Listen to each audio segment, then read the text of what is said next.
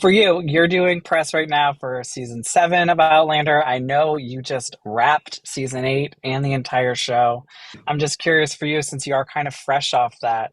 What was it like that last day of filming? What were the emotions when they said cut on your last scene? That's a wrap on John.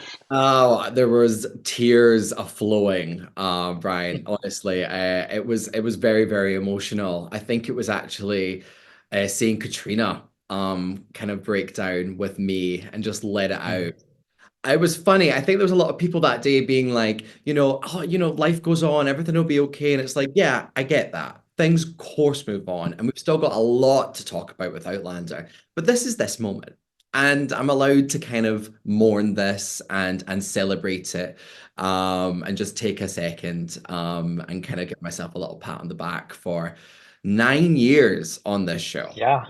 So imagine 9 years worth of tears. It all came out in just a few minutes with my lovely big sis Caitriona Balfe.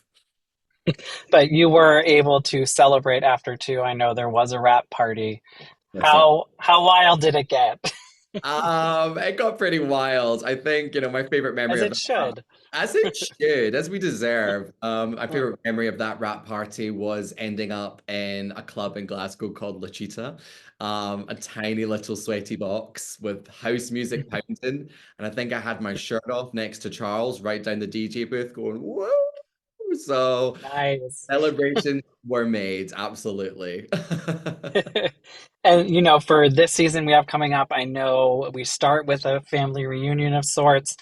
This is, preview piece, but we know you're showing up at Lollybrock again. So can you kind of tease what that reunion will be like? Obviously, things have changed quite a bit for young Ian since he last saw his family. Yeah, for sure. This upcoming full circle moment for Ian cannot be, overstated. He has gone through so many trials in his time since leaving Scotland. So he's coming to Lallybroch with a bit of nervousness. He's unsure.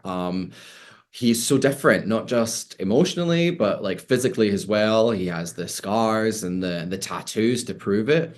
But to kind of tease, shall I say, kind of what's going to happen when he arrives there is that there is no place like home, and family means Mm. everything to the Frasers and the Murrays.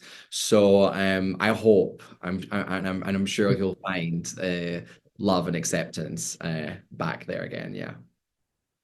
And for you, now that you have wrapped, what are you going to miss most about the costumes, your makeup, especially your hair? I mean, are you going to grow it out now? Are you able to?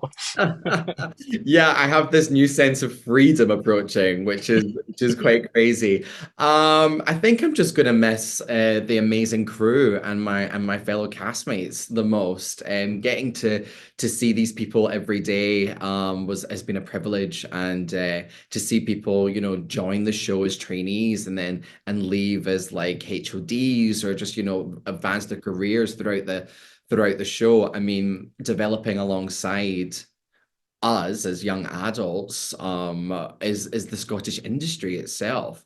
I don't think Mm. Scotland's industry is unrecognizable now, and that's all because of the impact of Outlander, or at least a big part of it. So a great sense of pride, but yeah, I'm going to miss the crew and I'm going to miss the cast a lot.